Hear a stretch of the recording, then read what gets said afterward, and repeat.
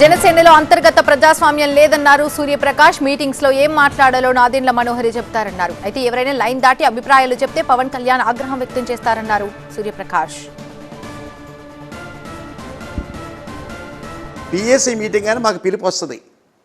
PSC మీటింగ్లో కూర్చుంటాం.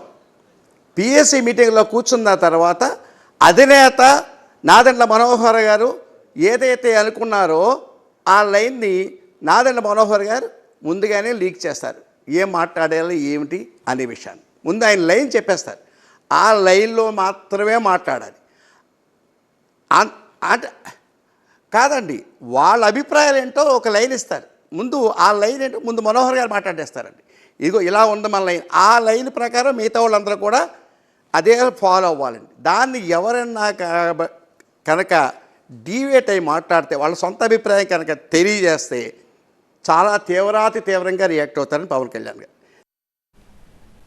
పొత్తు విషయంలోనూ పవన్ కళ్యాణ్ ఏకపక్ష వైఖరి ప్రదర్శించారని సూర్యప్రకాష్ ఆరోపించారు. టీడీపీతో పొత్తు గురించి పార్టీలో ఏ ఒక్కరితోనూ చర్చించలేదన్నారు.